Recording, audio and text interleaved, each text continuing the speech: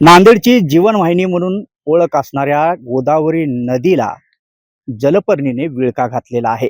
आपण सध्या आहोत गोदावरी नदीच्या या घाटावर. आपण पाहू शकतो की जलपर्णीनं कसा विळखा घातलेला आहे. जवळपास हा संपूर्ण परिसर जलपर्णीनं संपूर्ण व्यापलेला आहे आणि या ठिकाणी आपण पाहू शकतो की गोदावरी नदीचे जवळपास 7 ते 8 घाट आहेत आणि या घाटावर आता जवळपास 5 ते 6 नाल्यातून नांदेड शहराचं जे घाण पाणी आहे ते या गोदावरी नदीमध्ये सोडण्यात येत आहे आणि संपूर्ण गोदावरी नदीचं जे पाणी आहे ते अत्यंत दूषित झालेलं आहे. एकंदरीत पाहिलं तर जलपर्णी आता संपूर्ण या ठिकाणी व्यापताना दिसत आहे. आपल्यासोबत पर्यावरण प्रेमी किरण सिल्लेवार सर आहेत. आपण त्यांच्याशी जाणून घेऊया.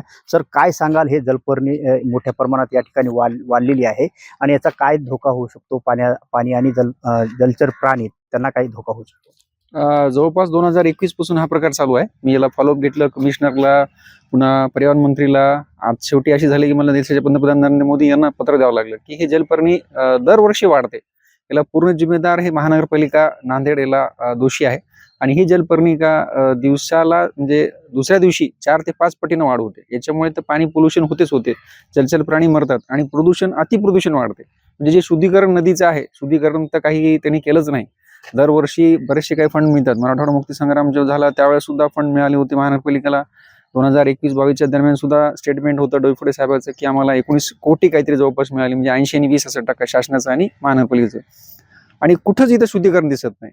महत्वाचे जे 4 घाट आहे, ज्याला आपण धार्मिक स्थळ म्हणतो, जसं उरुशी घाट आहे, गोवर्धन घाट आहे, नाव घाट आहे, इथं सर्व मंदिर आहेत, हिंदू धर्माचे सर्व मंदिर आहेत. तिथं पूर्ण नदी हे प्रदूषित आहे. आणि त्यातल्या त्यात महत्वाचं म्हणजे जी ओळख नांदेडची, आपल्याकडे गुरुद्वारा आहे, देश विदेशातून लोक दर्शनासाठी येतात. तर यांनी काय बघायला पाहिजे? ही प्रदूषण एवढं नदी घाण झालेली आहे. हीच मेसेज आज देश विदेशामध्ये आपल्याकडे जाते की हे नदीचं जे घाण आहे याला पूर्ण दोषी हे कमिशनर आहेत नांदेड महानगरपालिके, आताचे सुद्धा आणि यापूर्वीचे सुद्धा.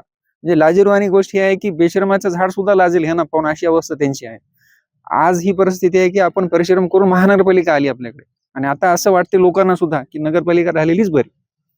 निश्चितच अजून नाल्याचे पाणी देखील या ठिकाणी मोठ्या प्रमाणात सोडण्यात येते, त्याबद्दल काय?